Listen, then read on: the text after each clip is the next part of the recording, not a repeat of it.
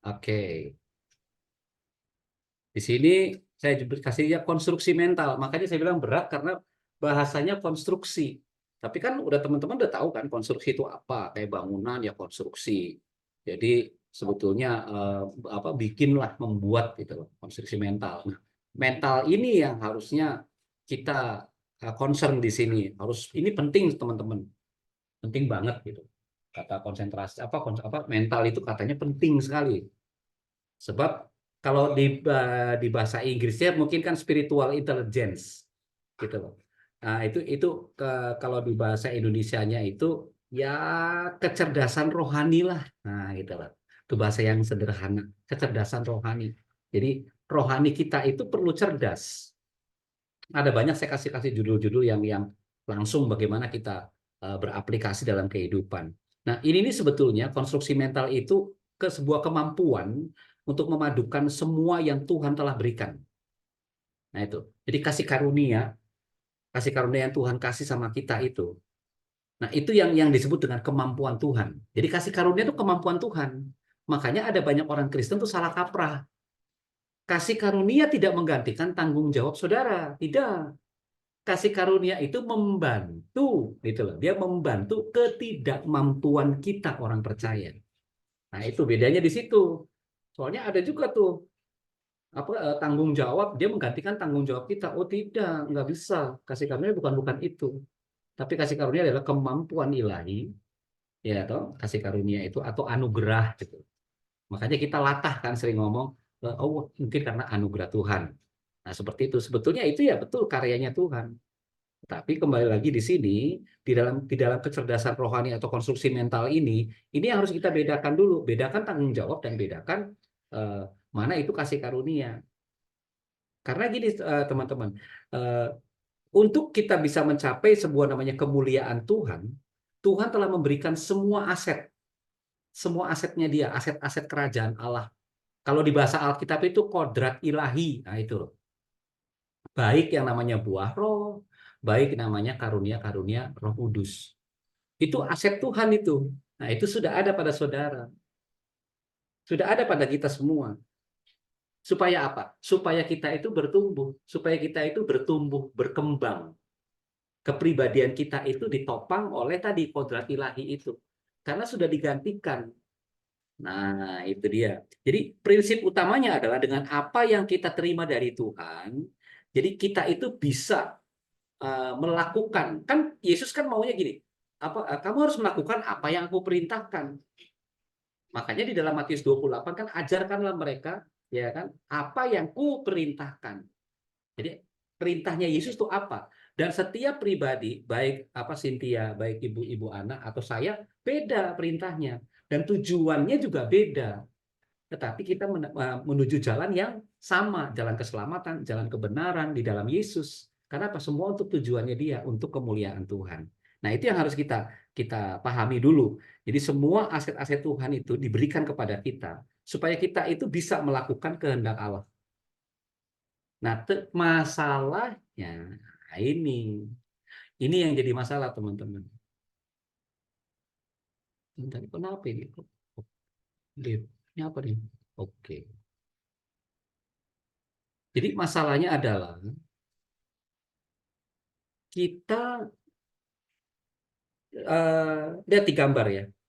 Kalau lihat di gambar kan semua pasti tahu ini orang dari kecil, anak-anak, kemudian mulai remaja, terus naik ke orang dewasa. Nah, prinsipnya sama. Makanya di sini pernahkah kita berpikir bahwa prinsip yang sama berlaku dalam spiritualitas kerohaniannya saudara dan saya. Nah, itu. Tapi pernah nggak sih kita itu pernah berpikir begitu? Itu yang harusnya kita sadari. Tapi kan banyak yang nggak sadar. Itu dipikirnya apa namanya begitu kita terima Yesus sudah langsung tuh seolah-olah kita sudah dewasa. Kemudian kita tahu kita ikutin pendalaman Alkitab, kita tahu tentang Alkitab, kita belajar seperti ini. Oh, kita bisa mengerti dan segala macam. Sebenarnya bukan itu, teman-teman. Bukan itu yang Tuhan inginkan. Tetapi kita harus menyadari bahwa bertumbuhnya spiritualitas kita, kerohanian kita, itu seiring dengan bagaimana kita bersekutu dengan Tuhan secara pribadi. Mengenali Tuhan kita secara pribadi. Itu berjalan terus sampai kita meninggoy ya, bahasa kerennya kan meninggoy. Jadi sampai kita mati, belajar terus teman-teman. Jadi saudara harus tahu bahwa semua yang baik itu Tuhan sudah taruh, tapi taruhnya di dalam roh. Nah, waktu kita menerima Yesus sebagai Tuhan, maka semua akses kerajaan Allah itu, kerajaan sorga itu ada di dalam rohnya kita. Waktu dia memberikan karunia-karunia Roh Kudus, waktu dia memberikan buah-buah roh, namanya juga karunia roh, buah-buah roh. Nah, ada pada roh kita, ada di dalam saudara dan saya, tapi areanya roh. Nah, itu yang kita akan pelajari. Itu area-area mentalnya kita. Tapi yang akan menjadi sangat menentukan dalam proses kehidupan kita yang kita jalani itu, yang paling penting yang saudara harus perhatikan area jiwa, atau yang disebut area mental. Sampai sini ngerti ya? Sampai sini ngerti ya? Jadi jiwa itu, jadi spiritualitasnya orang Kristen itu yang dipertanggungjawabkan itu adalah area jiwa. Kita punya tubuh, jiwa, dan roh. Nah, yang diberikan sama Tuhan, yang Tuhan percayakan kepada kita, orang percaya, pengikut-pengikut Kristus, itu di area roh. Itu loh. Makanya harus mengerti dulu. Tapi kan banyak orang nggak ngerti.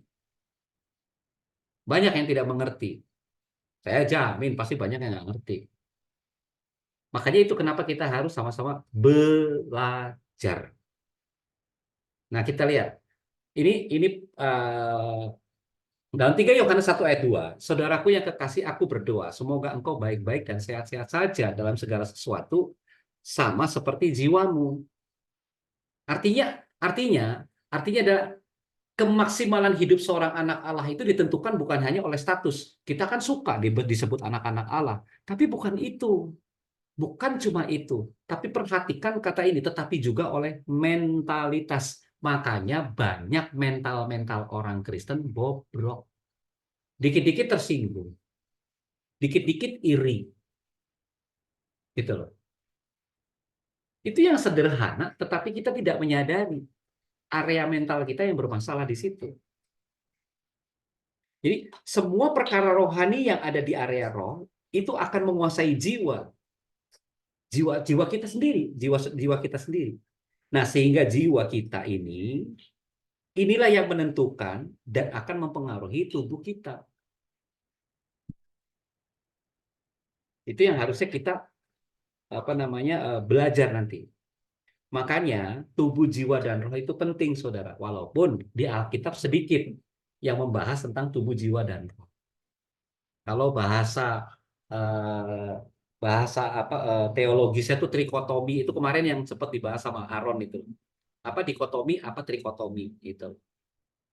Itu bahasa teologisnya. Tapi kita nggak perlu lah belajar yang seperti itu. Yang penting kita mengerti bahwa tubuh, jiwa, dan roh ini kita harus menjaga. Kita harus memeliharanya dengan baik.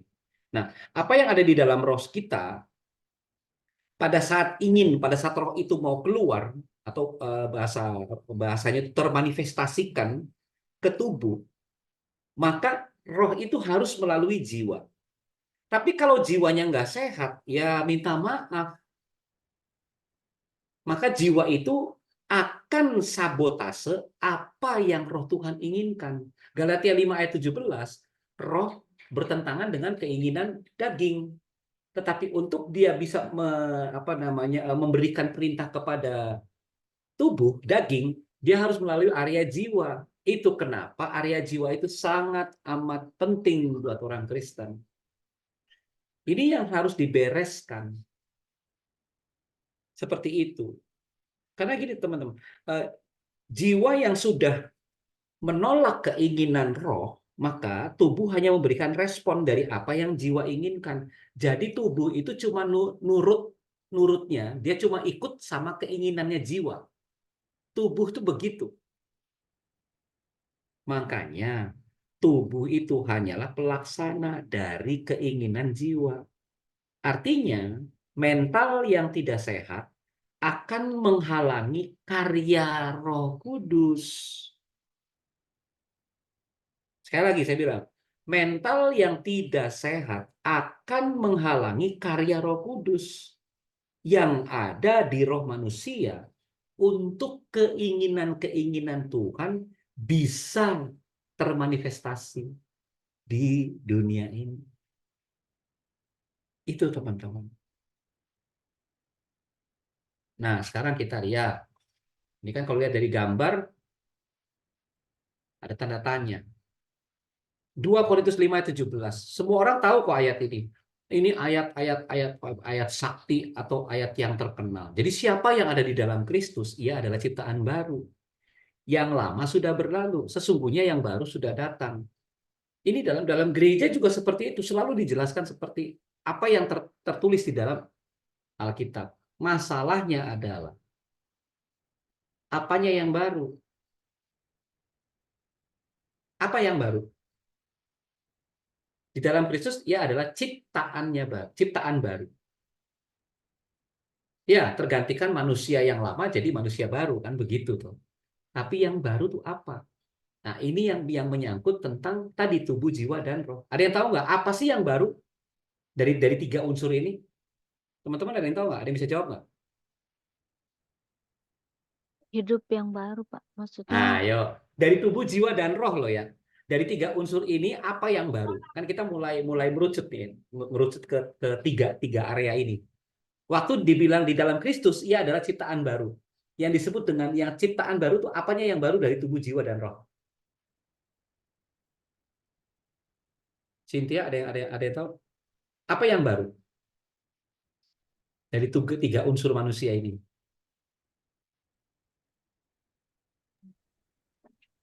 yang baru tuh Jadi waktu kehidupan kita, kita, Pak. betul kehidupan kita, di dalam kehidupan kita tuh kan ini di dalam diri manusia, ada tubuh, jiwa, dan roh. Nah, berkenaan dengan ayat di dalam Kristus, ia adalah ciptaan baru. Nah, ciptaan baru yang mana nih? Tubuh, jiwa, apa rohnya? Jiwa, Pak. Yang jiwa yang baru. Iya, jiwa. Jiwa yang baru ya. Nah, Iya. pertanyaannya, oke, nanti nggak apa-apa. Yang lain, Ibu Ana, Saya udah jawab, Pak. Yang lain belum. Siapa ini? ada siapa Eh tuh? Cynthia. Oppo ini siapa ya? Dalam mungkin itu kali. Ya, lanjut aja, Pak. Oke, yang baru itu teman-teman adalah roh. Pada bingung kan? Rohnya yang baru. Gini loh teman-teman. Waktu Adam dan Hawa jatuh, Adam dan Hawa jatuh, kenapa Adam dan Hawa tuh nggak mati? Kenapa sih Adam nggak mati? Itu, bingung kan? Roh kehidupan, makanya setiap manusia itu punya kehidupan. Nah, itulah roh Tuhan itu. Betul, tapi roh Tuhan yang sudah tercemar. Itu loh, sudah tercemar, sudah dosa tadi. Kan waktu di Taman Eden, diciptakannya manusia, tidak ada dosa. Tapi Adam dan Hawa hidup, tapi kekal, sempurna. Dia kekal. Kalau kekal kan sampai selama-lamanya manusia diciptakan itu. Masalahnya mereka jatuh. Gitu loh. Nah, waktu Adam diberikan buah sama Hawa, disitulah dia matinya Adam tuh di situ. Itu loh semua manusia semenjak Adam dan Hawa jatuh dalam dosa. Buat Allah semua manusia sudah mati. Gitu. Ditambah lagi dengan kejadian 6 kemarin sempat dibahas sama Aaron sama Ibu Ana ya, sama kita sama ada satu lagi teman itu yang tentang rohku tidak akan tinggal selamanya di dalam manusia. Betul nggak Bu? Iya, Pak. Betul. Iya, Pak. Ya kan? Nah, itu loh yang disebut dengan roh manusia itu. Makanya semua manusia punya kehidupan. Cuman, nah itu tadi, tidak kekal. Nah, untuk menjadi kekal harus terima yang sempurna. Itu tadi Yesus Kristus. Roh yang sempurna kita terima Yesus Kristus, itu yang dikembalikan. Makanya kemuliaan Tuhan itulah suatu kehidupan. Kalau Adam dan Hawa dia jatuh, kan kita dengan adanya Kristus, kita diperdamaikan. Betul kan sama Tuhan? Kita diperdamaikan. Diperdamaikan tuh karena tadi tuh, gara-gara si Adam itu. Kita semua kena tuh warisannya si Adam ini nih. Kita semuanya mati itu loh. Tapi begitu kita terima Kristus, tubuhnya kita hancur, tapi rohnya tidak. Itu. Jadi rohnya itu yang baru. Di dalam diri kita ini yang mengaku percaya bahwa Yesus Kristus adalah Tuhan. Roh di dalam saudara sempurna. Makanya saya selalu menekankan kepada orang Kristen itu coba sadar bahwa kita adalah manusia roh yang memiliki jiwa dan tinggal di dalam tubuh. Itu loh. Ini dulu. Ini yang harus disadari sama apalagi saya mengajar ini itu supaya teman-teman bisa tahu bahwa yang sempurna, yang baru itu rohnya. Jiwa kita belum sempurna. Kenapa? Jiwa kita akan disempurnakan. Tubuh ya nggak bisa, hancur dulu kalau tubuh. Daging kan kita mati dulu. Kembali ke tanah dulu. Menjadi debu dulu. Makanya waktu Yesus mati, dia naik dengan tubuh kemuliaan. Suatu saat kita akan menggunakan tubuh kemuliaan. Itu teman-teman. Sampai sini mengerti ya? Jadi ciptaan baru, yang baru tuh rohnya. Makanya banyak orang sudah bertobat, banyak orang sudah dibaptis, tapi gaya pikirnya, gaya hidupnya masih pola lama. Karena tidak menyadari kalau dia itu manusia baru. Apanya yang baru? Rohnya yang baru. Itu. Gereja tidak mengajarkan dengan tepat. Waktu kita menerima Yesus, semua dosa-dosa kita itu betul sudah lupa, udah zero zero. Disitulah pembaptisan itu perjalanan kekristenan seseorang baru dimulai dengan Tuhan. Sebelumnya, oh ya belum. Kristennya masih Kristen KTP. Karena baptisan itu melegalisir. Baptisan itu sebuah meterai untuk kita dicatat dalam kitab kehidupan.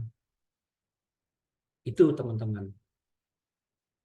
Makanya ini penting. Oleh karena itu, di dalam 1 Tesalonika ayat 5:23, perhatikan saudara, ini saya udah bilang, kata tubuh, jiwa, dan roh, atau roh, jiwa, dan tubuh itu sedikit di dalam Alkitab.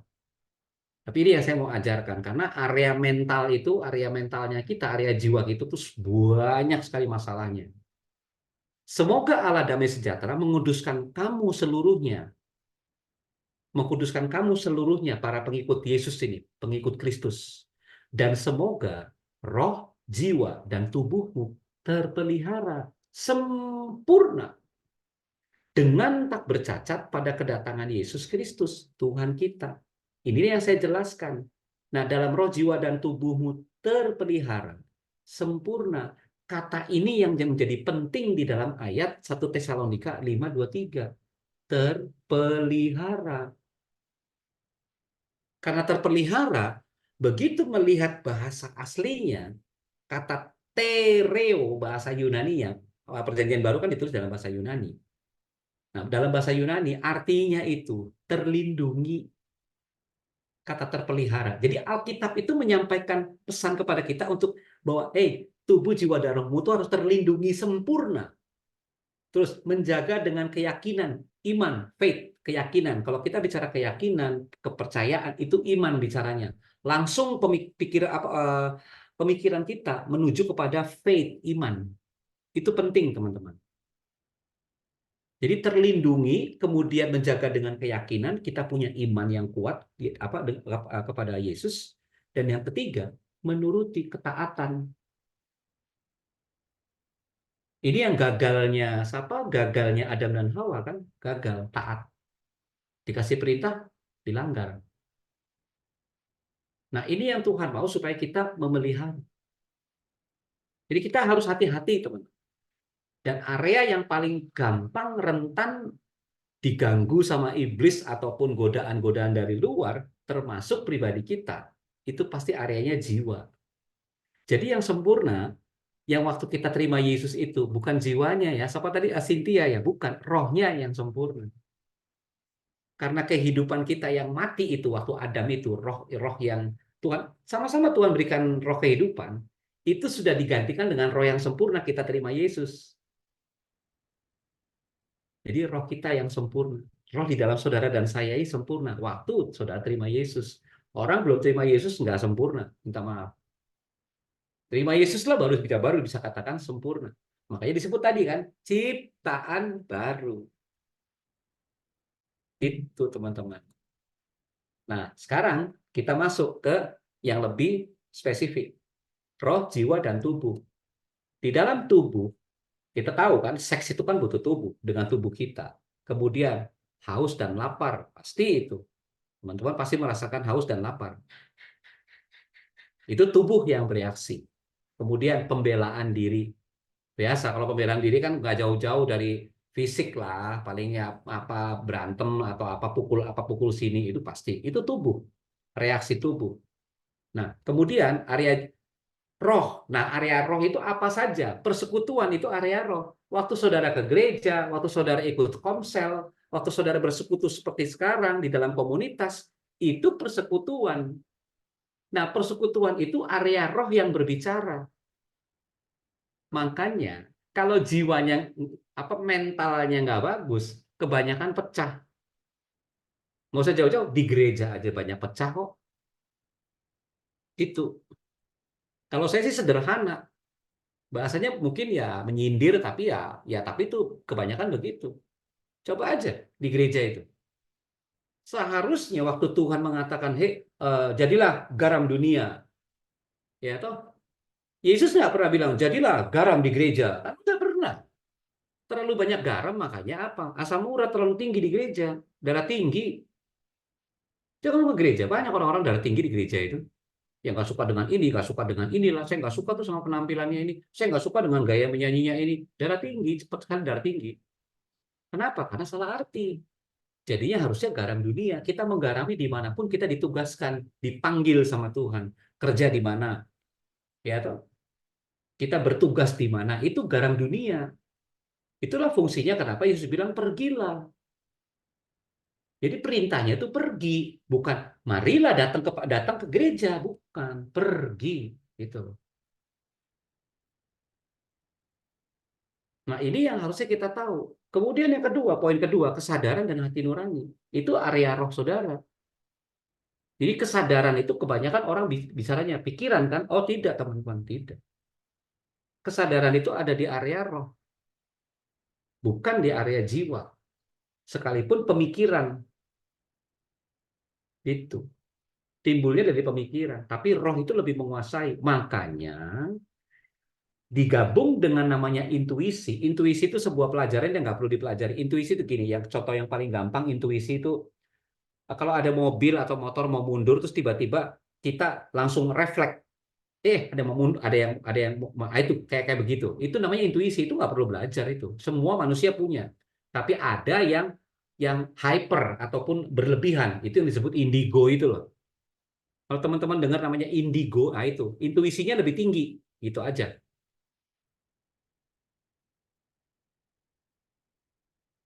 Nah, kemudian ini yang menjadi permasalahan area jiwa, pikiran, perasaan, dan kehendak. Ini yang jadi masalah, teman-teman. Orang Kristen bermasalahnya area ini. Makanya kita harus belajar area-area di mana tubuh, jiwa, dan roh kita tuh sehat secara sempurna apa enggak, terpelihara tidak. Nah, kembali, bicara masalah roh, kasih itu ada di area roh. Firman itu areanya roh. Iman area roh. Kehendak Tuhan area roh. Semua yang berhubungan dengan Yesus, semua yang berhubungan dengan Allah selalu di area roh. Makanya tadi 2 Korintus tadi dia bilang bahwa kita ini ciptaan baru. Yang baru apa? Rohnya. Gitu. Itu yang paling baru. Ciptaan baru itu ciptaan ya ini, rohnya itu. Perhatiin aja begitu orang terima Yesus, wah kasihnya melimpah. dia mau dengerin firman, kan gitu kan. Iman juga mulai dia bisa standby, berjaga-jaga, harus lihat apakah ini Tuhan apa bukan. Kemudian dia tahu bagaimana kehendak Tuhan itu, dia mulai batasi semua hal-hal yang tidak berhubungan dengan Tuhan. Perhatikan aja orang-orang yang baru lahir baru itu loh, yang baru-baru baptis itu loh. Nah, permasalahannya adalah apakah roh saudara menguasai jiwa, itu yang jadi masalah. Inilah kesalahan orang Kristen paling besar. Dia nggak tahu kok siapa yang kuasai dari 3 area roh, jiwa, dan tubuh. Dia nggak tahu. Karena jiwamu akan mempengaruhi tubuhmu. Itu teman-teman. Nah, kalau lihat dari tiga tempat ini, bahwa di dalam tubuh, kesadaran saudara akan tubuh, itulah disebut dengan sadar materi. Makanya waktu dibilang cewek matre, kan istilahnya materi semua kan. Ya jam tangan bagus lah, mobil lah, apalah perhiasan. Kan untuk tubuhmu, memperlengkapi tubuhmu, aksesoris. Gitu. Itu namanya sadar materi. Jiwa itu sadar diri namanya. Sempurna belum? Belum. Kalau saya, pengajaran saya itu harus sadar Tuhan, bukan bukan sadar diri, langsung ke sadar Tuhan.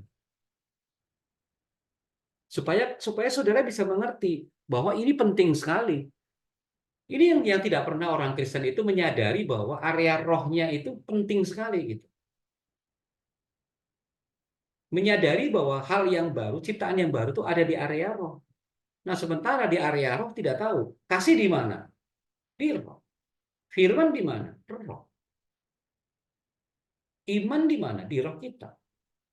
Kehendak Tuhan area roh. Banyak orang Kristen nggak tahu. Ini yang harus kita pelajari teman-teman malam hari ini. Sekarang saya akan masuk di yang paling pentingnya dari manusia adalah kalau lihat gambar apa pikiran ya. Kalau kita lihat gambar, lihat otak pikiran. Saudara perhatikan ya. Ada satu buku yang saya ambil tuh bagus banget.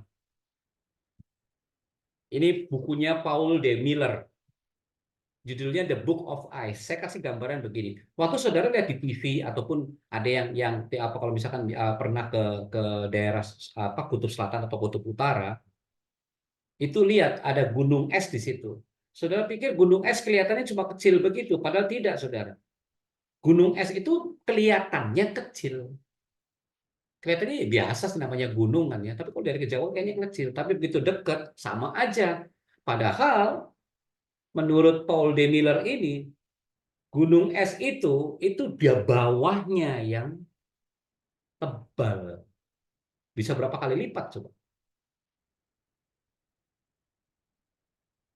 Bisa berapa kali lipat? Makanya kita harus belajar. Nah, orang sering mengatakan, oh seperti gunung es, seperti gunung es. Kadang-kadang ada yang apa gunung esnya belum belum apa namanya belum mencair. Nah, seperti itu. Istilah-istilah itu sering dipakai. Nah, sebetulnya pemikiran manusia seperti itu. Perhatikan, saudara. Inilah area pemikirannya kita di kepala kita, otaknya kita, seperti gunung es. Yang paling atas itu perilaku masking. Orang melihatnya cuma cuma kelihatan. Waktu kita melihat dengan mata, conscious mind, kesadaran. Jadi saya ngelihat ibu anak ngomong apa berinteraksi segala macam itu baru di permukaan teman-teman, belum di dalam. Sementara perilaku di bawah tekanan, ini baru. Begitu ada tekanan baru kelihatan tuh. Kan ada istilahnya kalau apa begitu ada tekanan aslinya keluar. Makanya mau lihat orang Kristen yang sejati itu lihat waktu dia dalam masalah. Waktu ada masalah, tertekan nggak? Nah, tapi yang paling bawah, perilaku yang sebenarnya. Jadi manusia itu bukan yang di atas yang kelihatan, bukan, tapi yang di bawahnya itu. Makanya selalu ada namanya alam bawah sadar. Itu dia perilaku yang sebenarnya. Unconscious mind. Teman-teman, ini sudah diteliti. Ada penelitiannya, teman-teman. Untuk bagian otaknya kita. Itu sudah ada penelitiannya. Jadi mana yang kesadaran dan secara berpikirnya kita, terus bagaimana alam bawah sadarnya kita, itu sudah diteliti. Bruce Lipton, PhD, 95% hidup seseorang digerakkan oleh alam bawah sadar. Lihat, 95%. Jadi perkataan kita, perilaku kita itu ada di alam bawah sadar. Tadi gunung es tadi itu ada di bawahnya yang perilaku sebenarnya. Jadi waktu kita mengatakan sesuatu, meresponi sesuatu, itu dari alam bawah sadar. 95% loh, ini diteliti oleh seorang profesor Bruce Lipton ini. 95%. Waduh, besar sekali kan? Dan 5% oleh alam sadarnya. Itu sama aja kita ngelihat gunung es tadi yang saya bilang. Kalau begitu kita ngelihat, oh iya ya kayak gunung es, tapi bawahnya, wow berapa kali lipat dari apa yang kita lihat. Nah sebenarnya kitalah manusia ini, yaitu seperti itu. Di dalamnya itu lebih besar lagi itu. Dan 70% ide-ide di alam bawah sadar, perhatikan, ide-ide yang bersifat negatif dan merusak. Ngeri kan? 70% ide-ide di alam bawah sadar. Itu bersifat negatif dan merusak. Mengerikan. Itu kenapa kita harus belajar hikmat. Gitu loh. Makanya saya menyarankan teman-teman kembali ke firman Tuhan. Renungkanlah firman Tuhan. Kenapa? Alam bawah sadarnya itu biarin firman Tuhan yang bereskan. Gitu. Karena kalau tidak, asli kita akan keluar. Kan kalau dalam tekanan kan kelihatan aslinya. Itu. Makanya kalau ngelihat manusia yang kuat dan tidak, hidup dalam tekanan. Waktu ditekan dia seperti apa? Berontak, ataupun dia marah-marah, emosional. Nah, sementara yang kita pelajari hari ini, areanya area jiwa. Nah, ini yang saya mau kasih tahu bagaimana jiwa kita secara alkitabiah. Apa yang mesti kita bereskan di dalam area jiwa kita, mental kita. Jadi, saudara jangan heran kalau ada orang Kristen itu mentalnya nggak beres. Jiwanya nggak beres. Pribadinya, dirinya itu nggak beres. Jangan heran, teman-teman. Dia bisa saja seorang seorang pendeta. Bukan jaminan. Jabatan tidak menjamin bahwa mentalnya bobrok. Enggak. Enggak. Jabatan kerohanian. Enggak. Kenapa? Alam bawah sadar tadi. Hati-hati. Nanti kita akan jauh ke sana. Ada masa lalu yang belum dibereskan, itu akan timbul. Nah, ini yang harus kita perhatikan. Mumpung kita belajar, yuk kita kenali tubuh kita. Kita kenali jiwa kita. Apa saja di dalam jiwa kita? Pikiran, yes, pasti. Kemudian perasaan atau emosi, iya. Kemudian kita punya kehendak, punya keputusan. Itu sudah pasti itu. Nah, di dalam semua tiga unsur ini baru menciptakan sebuah namanya sikap atau kita merespon atau kita bertindak. Sebelum kita bertindak, kita punya sikap. Kita terima informasi dari luar, kita punya sikap. Bagaimana sikap kita? Terus waktu kita mau bertindak, kita responi dulu. Apa nih? Responnya apa? Baru tindakan. Ini semua manusia punya ini. Semua manusia itu punya ini. Mau agama apapun punya ini. Mau Buddha, mau Kristen, mau Islam, semua ada ini. Dan di dalam pikiran kita ada dua paradigma dan sudut pandang. Paradigma itu kerangka berpikir, kerangka. Kalau sudut pandang langsung fokus, itu bedanya.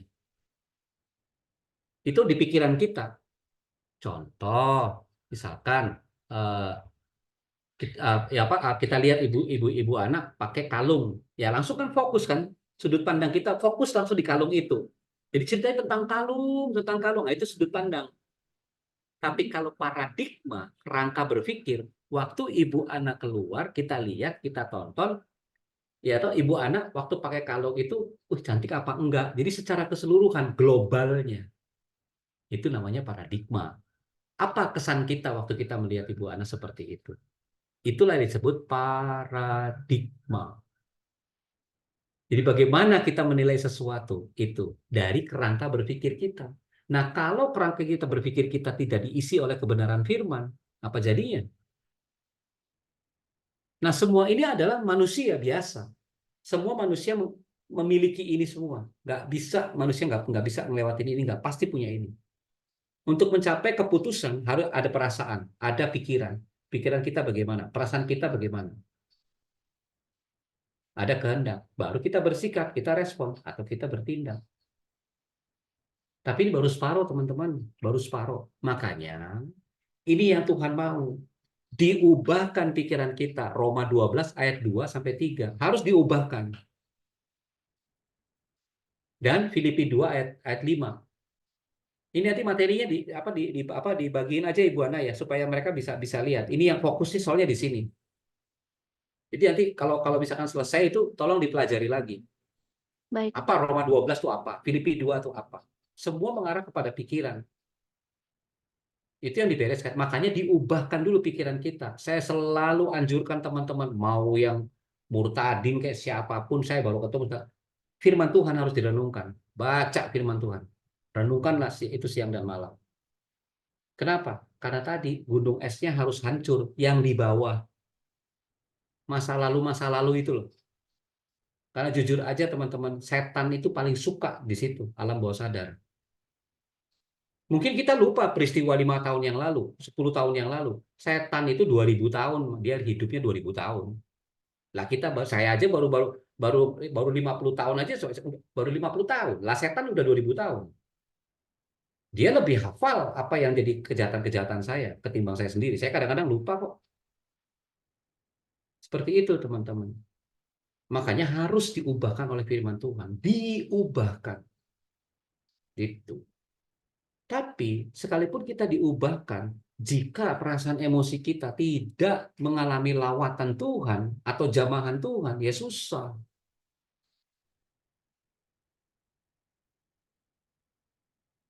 Coba lihat satu-satu ayatnya deh. Ada Filipi 2, ada 2 Korintus. Coba 1 Petrus 3 ayat 8 coba Ibu. Bisa baca 1 Petrus 3 ayat 8? Iya, Pak. Sebentar, saya buka Alkitab dulu. 1 Petrus ya, Pak? Ya, 1 Petrus 3 ayat 8. 1 Petrus 3 ayat 8.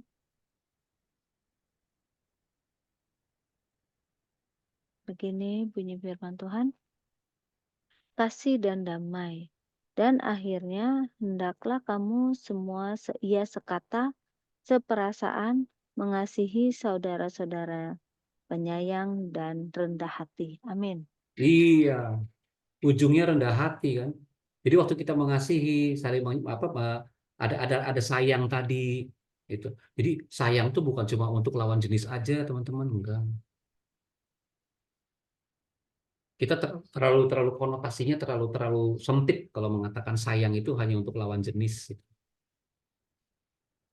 Saya bukan bukan homo, bukan lesbi, bukan. Tapi sebagai saudara seiman itu tadi. Jadi iman yang mengatakan, bukan. Makanya kenapa orang jadi lesbi? Karena nggak ada imannya. Imannya yang hancur. Gitu loh. Kenapa dia homo? Karena imannya rusaknya di mental. Orang-orang seperti itu rusaknya di mental, teman-teman. Itu mentalnya yang rusak. Gitu. Kapan saya lihat di TikTok kemarin itu ada bapak-bapak, wah apa ngeluh di gereja, dia kaget begitu lihat para penyembah-penyembah Tuhan itu, para worship leader atau singer itu dia bilang homo, apa sih ada istilahnya tuh dia bilang, duh ada istilahnya saya nggak begitu ini sih. Tapi dia bilang homo, suka sama-sama jenis apa sejenis. Saya waduh kok jidat, waduh itu para pemusik dan segala macam. Itu dia yang bilang di TikTok itu. Ngeri. Gereja dalam gereja. Dalam gereja. Jadi nggak usah heran yang begitu-gitu tuh. Kagetan. Santai aja. Yang sudah berlaku seperti itu. Dunia semakin rusak. Makanya kalau kita nggak belajar, kalau kita nggak bersekutu, wah repot saudara. Itulah kenapa. Lawatan Tuhan itu penting. Firman Tuhan itu penting sekali buat saudara dan saya. Sehingga jiwa kita itu dibereskan oleh kebenaran firman. Dan yang terakhir, sangkal diri. Udah, Lukas 9 ayat 23. Kemarin saya sempat bahas itu. Matius, Markus ada ayatnya sama. Lukas 9 ayat 23 boleh dibaca. Sapa Cynthia coba baca coba. Lukas 9 ayat 23. Iya, ya, baik.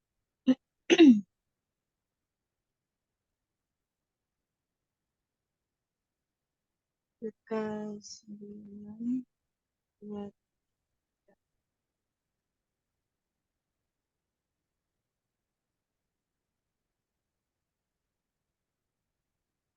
Setelah itu dia berkata kepada orang ramai, "Sesiapa yang hendak mengikut aku mesti melupakan kepentingan sendiri, memikul salib tiap-tiap hari dan mengikut aku."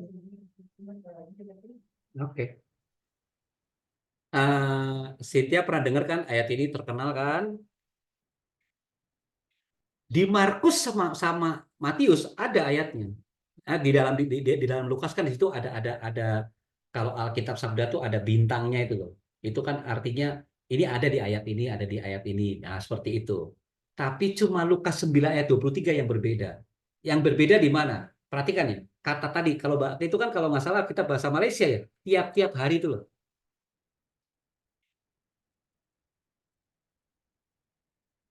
Iya Pak, saya guna kitab bahasa Malaysia. Iya, Memikul bahasa salib. Malaysia.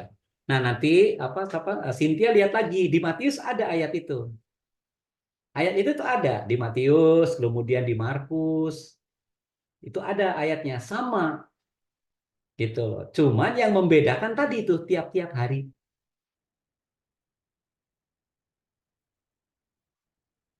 gitu. Coba apa Cynthia buka uh, Matius berapa ya? Matius 10 ayat 38.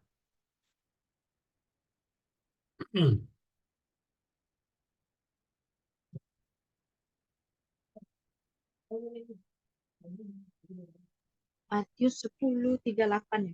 Ya. Sesiapa yang tidak mau memikul salibnya dan mengikut aku tidak layak menjadi pengikutku. Nggak ada kan tiap-tiap hari? Hmm, Nggak ada. Nggak ada. Pikul salibnya nggak tiap hari, tapi di Lukas tiap hari. Sama bahasa Indonesia juga begitu.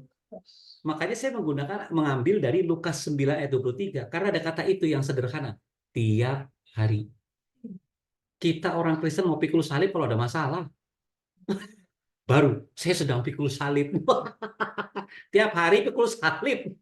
Yang Tuhan mau itu tiap hari pikul salib. Kadang-kadang anak-anak kita menjengkelkan kita kok. Kita mau pikul salib apa enggak? Ayo. Mau sangkal diri apa enggak? Itu maksudnya. Makanya dalam membaca firman Tuhan harus peka, jeli dia. Jadi tiap hari. Nah, itulah yang akan apa namanya kehendak dan keputusan kita itu akan berpengaruh di situ. Karena kita sudah belajar untuk menyangkal diri, untuk pikul salib, mempengaruhi kehendak-kehendaknya kita. Nah, ini yang saya sebut dengan dikuasai firman Allah. Itulah fungsinya kita tiap hari merenungkan firman Tuhan. Supaya apa? Setelah kita dikuasai oleh firman Allah, perhatikan. Supaya sikap dan respon tindakan kita benar. Nah, ini yang baru kita harus belajar setiap menjadi sebuah kebiasaan. Jadi kan semua materi-materi kebiasaan. Kita belajar firman Tuhan, kita apa namanya, kita tahu perasaan kita seperti apa, kita tahu bahwa kehendak-kehendak tidak semua kehendak dan keputusan kita itu benar. Jadi kita juga perlu menyangkal diri kita, perlu pikul salib. Nah, itu yang membenarkan semua sikap, respon, dan tindakan kita akan benar setelah dikuasai oleh firman Allah. Makanya kebenaran sejati adalah waktu kita merenungkan dan membaca firman Tuhan itu terus menjadi kesenangannya kita. Itu yang Tuhan mau. Itu yang baru kita jadi kebiasaan. Nah, ini yang paling penting. Ini yang selalu dikuar-kuar sama gereja, tapi nggak ngerti bagaimana cara melakukannya. Ini loh yang disebut dengan karakter Kristus. Suka tuh pengajar-pengajar ngomong, jadi kita mesti punya karakter. Iya, piye, ya gimana karakter Kristus itu? Untuk mencapai sebuah karakternya Kristus itu seperti apa?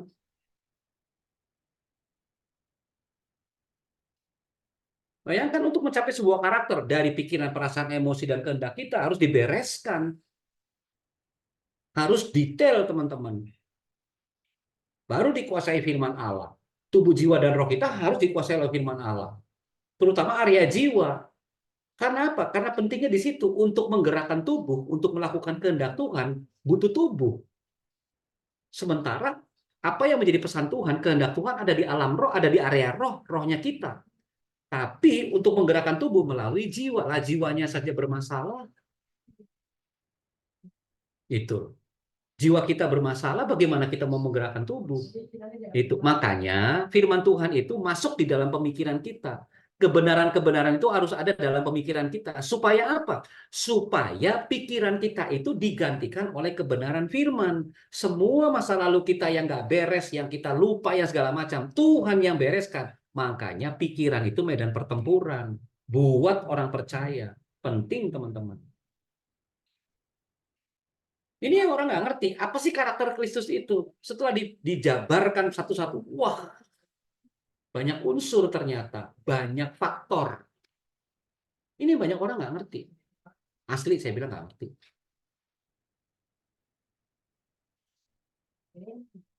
Nah, jiwa itu memberikan kita kesadaran tentang siapa saudara dan saya. Jiwa kan ada pikiran, ada perasaan, ada kehendak. Nah, perasaan aja sering kita bilang itu yang kita yang sering emosional. Nah, itu makanya kita harus belajar bagaimana kita selain pikiran diubahkan firman, hati kita juga, perasaan kita juga butuh jamahan Tuhan.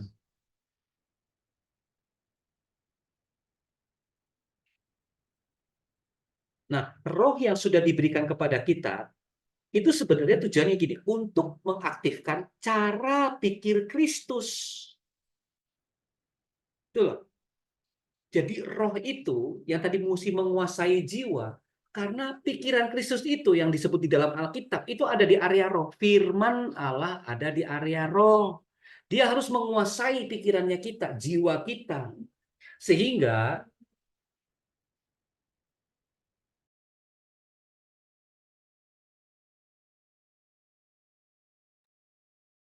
Sehingga kita itu bisa tahu mana Tuhan, mana setan. Mana Tuhan, mana pribadi kita. Jadi jangan cuma salahin setan terus. Karena keinginan saja bisa dari keinginanmu. Pencobaan saja bisa juga pencobaan karena dirimu. Jangan ujung-ujungnya setan terus. Kasihan setan udah ke pojok, udah kepepet. Setannya sampai protes sama Tuhan. Masa saya terus disalahin? Kan gitu. Kadang-kadang keinginan kita. Makanya kita harus belajar. Nah, sekarang area pikiran itu yang paling penting. Dari tadi saya cuma menekankan kepada area pikiran karena pikiran kita yang harus diperbaharui sesuai dengan Roma 12 ayat 2, ayat 2 dan 3. Ayat 3 yang agak berat itu. Kalau ayat 2 kayak ayat 2 itu kan pembaharuan pikiran kan. Tapi ayat 3 itu yang susah itu. Makanya banyak orang-orang tuh merasa pintar, merasa tahu tapi nggak tahu dia apa ayat 3-nya itu. Semua ada batasannya. Itu Paulus yang mengatakan itu. Enaknya sih dibaca. Siapa ada opos apa tadi? Ibu Buana yang terakhir. Ibu Elizabeth, Pak. Oh, Ibu Elizabeth. Nah, itu tuh di Roma 12 ayat 3 tuh. Coba dibaca coba ya ayat 3 tuh. Roma 12. Shalom, Elizabeth. Elizabeth. Shalom. Hey, halo. Halo Pak Yo, Keon. shalom. Shalom. Pasti Halo. kangen ya? Oh iyalah, saya kan nggak lihat dari saya begitu dengar suaranya. Asik. Nah, ini. Berapa tadi ayat berapa? Ayat Roma. 3. Roma Roma. 12 ayat 3. Roma 12 ayat 3. Ayat 3. Oke, bentar. Berdasarkan kasih karunia yang dianugerahkan kepadaku, aku berkata kepada setiap orang di antara kamu, janganlah kamu memikirkan hal-hal yang lebih tinggi daripada yang patut kamu pikirkan. Tetapi hendaklah kamu berpikir begitu rupa, sehingga kamu menguasai diri menurut ukuran iman yang dikaruniakan Allah kepada kamu masing-masing. Amin. Coba lihat, ngeri sekali. Ini yang orang Kristen ini nggak pernah baca ini. Taunya ayatnya ayat duanya saja. Diperbarui pemikirannya. Tapi ada batasan. Paulus kasih tahu gitu. Makanya yang hebat-hebat firman Tuhan itu jangan cuma asal mojokin jemaat aja, nuding-nuding orang-orang berdosa aja. Jangan begitu. Janganlah kamu memikirkan hal-hal yang lebih tinggi hanya karena pintar asumsi saja, tuduh orang sembarangan. Nggak hidup kudus lah, yang berjudi lah, ya inilah. Nggak begitu. Justru dia mau, dan daripada yang patut kamu pikirkan. Tetapi hendaklah kamu berpikir begitu rupa, sehingga kamu apa? Menguasai diri. Makanya banyak jemaat, banyak orang-orang awam gampang tersinggung, karena kita kelewat batas yang pinter-pinter firman nih loh. Sudah kelewat batas. Padahal ayat 3 itu jelas. Berdasarkan kasih karunia.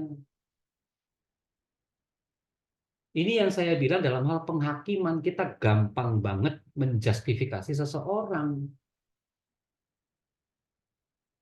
Padahal sama aja di hadapan Tuhan. Anda dan saya itu sama.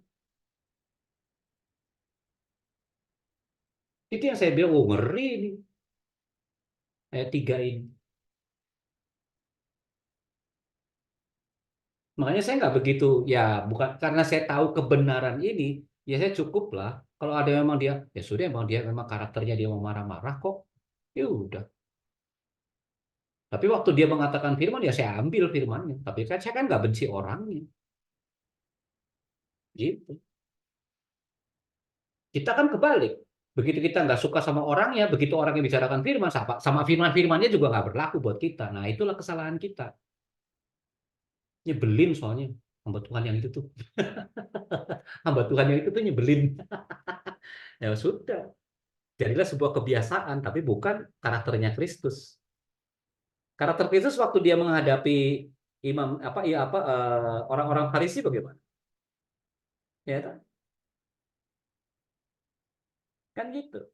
Dia bukan nggak suka orangnya, oh tidak, dia suka orangnya, tapi dia tidak suka pengajaran. Yesus bilang apa? Hati-hati ragi orang Farisi. Ada raginya baru orang Farisi. Bukan hati-hati orang Farisi, enggak, raginya, pengaruh itu. Bukan orangnya. Anda kan dengar kan ayat itu kan? Semua kan pasti dengar. Kembali ke pikiran. Sekarang kita akan coba untuk bawa pikiran kita terus gimana Pak Eon? Apa yang saya mesti lakukan gitu? Nah, ini yang pelan-pelan yang kita belajar. Ini yang harusnya untuk kita memperbarui pikiran kita. Jadi kita harus lebih bagus. Ini yang harus kita belajarnya di sini. Yang pertama tuh kita harus tahu bahwa pikiran kita tuh alat. Itu saya bilang. Pikiran manusia itu sebagai alat. Sabar ini kok yang ngeheng. Masih dengar nggak teman-teman? Jelas, Pak. Oh iya, pada diam semua. Ini nggak, jadi Iya. nggak boleh. Jadi alat apa maksudnya dari alat itu? Jadi saudara itu bisa menjadi penghalang untuk membangun hubungan dengan orang lain. Ingat, karena pikiran kita sebagai alat. Dan pikiran saudara bisa menjadi alat untuk melayani, mengasihi, memberkati, itu bisa. Sehingga saudara bisa happy. Dia tergantung dari pikirannya kita, tapi pikiran kita itu alat untuk menerjemahkan kehendak Allah dalam tindakan kita. Kan kita harusnya Allah itu kasih. Harusnya kita mengasihi dong, sekalipun ada orang nggak suka sama kita. Nah itu. Jadi kita harus tahu dulu pikiran kita itu alat. Tapi karena kita salah mengartikan, justru sebaliknya, pikiran kita itu bisa menjadi sebuah penjara loh. Dan dia bisa jadi sebuah kayak cancer, kayak kanker gitu. Kenapa? Karena dari pikiran itulah kebencian dia trigger. Jadi pikiran itu di-trigger, pemicu, triggernya. Kan alat saya bilang, tapi dia jadi alat pembenci bisa dari pikiran. Ya tadi saya bilang asumsi itu. Tapi jangan salah, pikiran juga bisa jadi triggernya kasih lewat alat itu. Selama kita sadar bahwa ini yang saya bilang, bahwa pikiran kita itu untuk menerjemahkan kehendak Allah. Lah bagaimana kita tahu kehendak Allah sementara kita tidak bergaul dengan firman-Nya? Repot kan?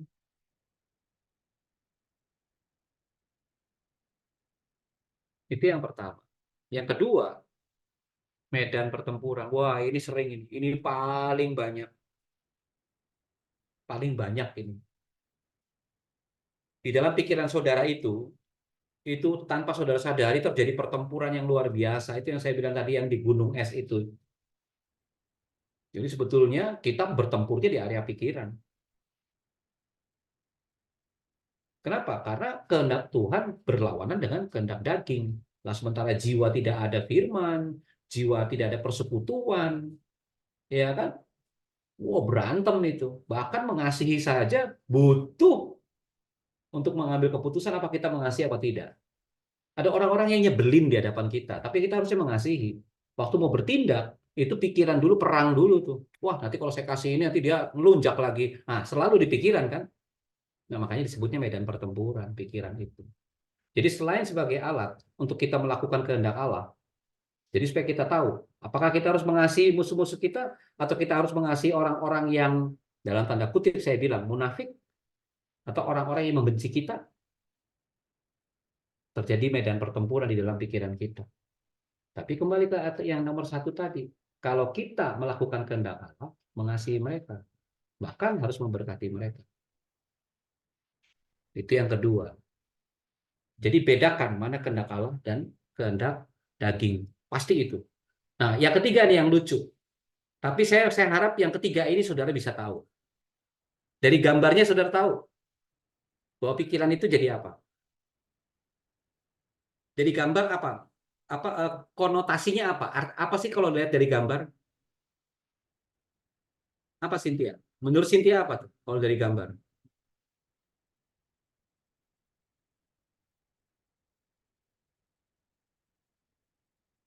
Kalau Ibu Elizabeth?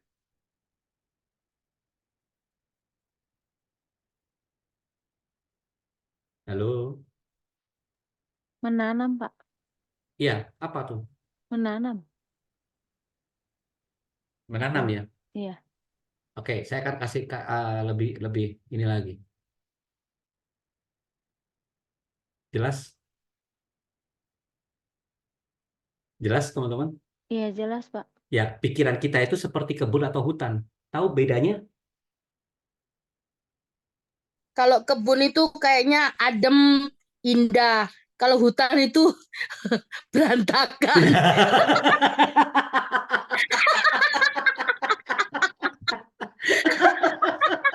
Kayak gabut-gabut. Nah, itu. Ayo, pikirannya Ibu Elizabeth apa? Ayo. Kan kalau kebun itu kan tergantung saya dong. Saya mau tanam apa di kebun saya. Benar nggak? Ya, betul. Betul nggak, Cynthia? Coba kalau hutan, mau nanam apa coba di hutan? Ada semua di hutan. Yang liar-liar pun juga ada. Jadi tergantung saudara. Mau dimasukin apa di dalam pikiran kita? Anda mau menanam kebun kan? Oh, wortel bagus nih. Kayaknya bagus, sehat nih. Ya kan? Oh, daun kemangi bagus nih kayaknya. Itu. Tapi ditanamin yang nggak jelas, yang ada orang ngomong apa sama kita, udah masukin aja dalam pikiran. Akhirnya jadi hutan. Wah, liarnya minta ampun. Itu maksudnya loh. Pikiran kita tuh mau jadi kebun yang kita pelihara, ataupun mau jadi hutan yang sembarangan kita masukin. Keputusannya ada di saudara. Itulah teman-teman. Jadi pikiran kita yang harus waspada, hati-hati. Bahasa Alkitabnya waspada dan berjaga-jagalah. Itu. Makanya itu kembali lagi, jika roh ingin mengendalikan tubuh, ia harus melalui jiwa sebagai penengah. Makanya jiwanya bereskan. Jiwa berada di tengah-tengah roh dan tubuh. Ini perkataannya Watchman Nee, obornya Asia. Seorang obor Asia. Itu yang saya bilang. Roh menguasai jiwa, sehingga jiwa mempengaruhi tubuh. Itu yang seharusnya terjadi. Jiwa kita belajar pikiran terbuka, supaya roh itu bisa connect sama pikiran kita, karena ada firman. Lah kita mau diubahkan sama roh Tuhan yang sempurna, pikirannya nggak ada firman. Oh, nggak bisa. Nggak mungkin. Banyak orang Kristen kan begitu, sudah dibaptis apa segala macamnya. Kalau kalau udah dibaptis kan ada pemuritan segala macam. Tapi setelah pemuritan apa coba? Kembali lagi kepada kebiasaan orang-orang percaya, mau tidak merenungkan firman itu. Itu teman-teman. Soalnya apa? Karena kalau tidak, selalu yang jadi hantu-hantu itu selalu masih ada. Apa sih hantu-hantunya orang Kristen itu? Yaitu mental attitude. Apa sih mental attitude itu? Sikap mental yang tidak sehat. Itu selalu banyak. Yang sehat kayak gimana? Ini loh yang sehat itu, makanya saya bilang nggak sehat mentalnya orang Kristen itu, banyak mentalnya nggak sehat. Yang sehat tuh kayak gimana sih? Yang disebut sehat tuh bereskan masa lalu. Itu yang sehat itu. Jadi kalau nggak mau sehat, nggak usah diberesin. Nah, kadang-kadang saya udah bilang, kadang-kadang kita lupa Pak masa lalu kita gitu. Ya makanya renungkan firman. Karena gini saudara, Tuhan itu bisa menyembuhkan masa lalu kita. Tapi kita harus jujur, belajar menyelesaikannya dari sisinya kita. Sebab Tuhan itu berkuasa sembuhkan siapa saja. Tapi kalau saudara tidak mau belajar untuk mengejar perubahan, ya mana-mana ya gimana maka ya kita tidak mungkin berubah, itu udah pasti. Jadi cara berpikir kita itu tidak berubah, dan cara cara belajar kita juga ya nggak berubah, ya nggak bertumbuh. Tuhan kasih kesempatan, ya kan? Orang lain juga dikasih kesempatan, tapi kita nggak mau belajar, ya itu masalahnya kita sendiri. Saudara, saya sendiri, saya mungkin merasa baik-baik aja, tapi saya nggak sadar bahwa ada banyak di teman-teman saya juga udah jengkel sama mungkin sama sikap saya, mungkin sama pemikiran saya, tapi kita kan nggak sadar itu. Makanya orang yang dengan pencapaian maksimal itu selalu dimotori, waduh, selalu dimotori dengan realitas atau kenyataan masa lampau yang sembuh. Itu saya bilang, masa lalu saya itu harus sembuh dulu. Gitu. Saya akui semua apa yang saya pernah lakukan dan itu menurut saya itu jelek banget. Dalam dua-dua saya itu apa yang saya lupa dan segala macam. Tetap ada yang missing. Tapi belajar untuk merendahkan diri kita, menyatakannya di hadapan Tuhan dalam persekutuan dengan Tuhan, katakan apa yang saya menjadi kendala. Makanya saya bilang saya beres sama masa lalu. Selesai. Makanya orang susah nyari celah, termasuk di pemilu. Nyari celah itu susah. Gitu. Jadi saya sudah sembuh dari peristiwa masa lalu. Supaya apa? Supaya kita bisa mengejar ke perubahan itu. Jadi berubah dalam cara berpikir dan cara belajar untuk mencermati bagaimana kita hidup. Masa lalu kita harus beres. Yang kedua, nih renovasi pikiran.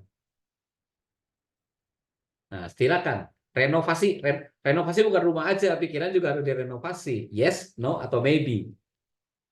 Jadi roh yang Tuhan kasih itu roh yang luar biasa. Kita taunya teriak-teriak itu.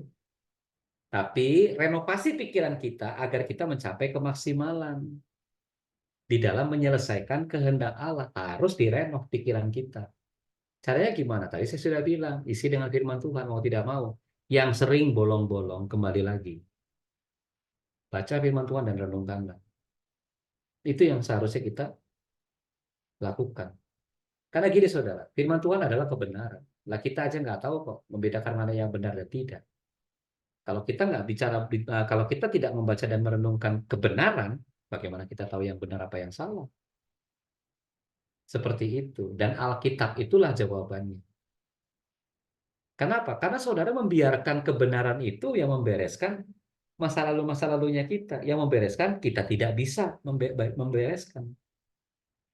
Itu sebenarnya, itu sebabnya kebenaran itu menguasai pemikiran saudara. Dia harus menguasai pemikiran saudara. Firman itu harus betul-betul menerobos. Itu. Dan yang terakhir, dari materi ini adalah takut akan Tuhan. Nah, takut akan Tuhan ini kan ada salah arti sebetulnya. Takut akan Tuhan itu. Jadi takut akan Tuhan di dalam pemikiran itu cara berpikir benar. Kalau cara berpikir orang benar itu, ya dia pasti takut akan Tuhan. Ya diawali dengan mental yang sehat. Mental sehat gimana? Ya takut akan Tuhan. Kemarin saya ada kasih apa sih namanya? Kasih di status ya Bu Ana ya. Lihat, kayaknya Bu Ana lihat deh status saya itu.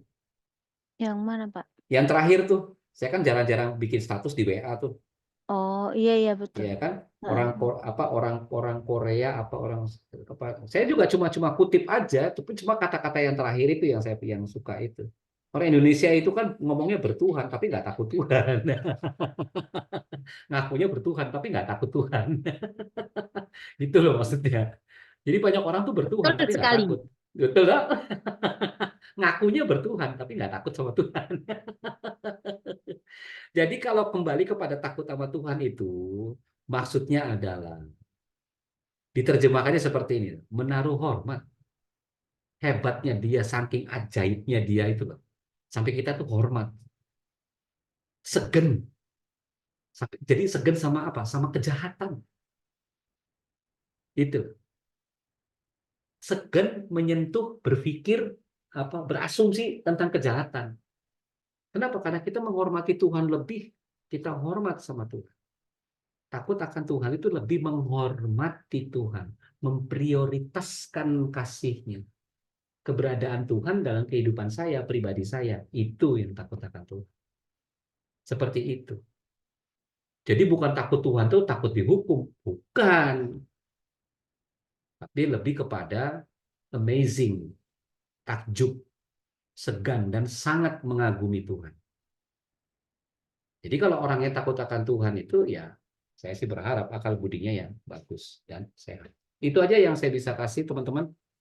Jadi mungkin kalau ada yang pertanyaan, sebenarnya dari awal kalau tadi ada pertanyaan di tengah-tengah berhenti supaya saya bisa berhenti, bisa ada pertanyaan apa gitu yang menyangkut dengan apa yang saudara hadapi dan segala macam.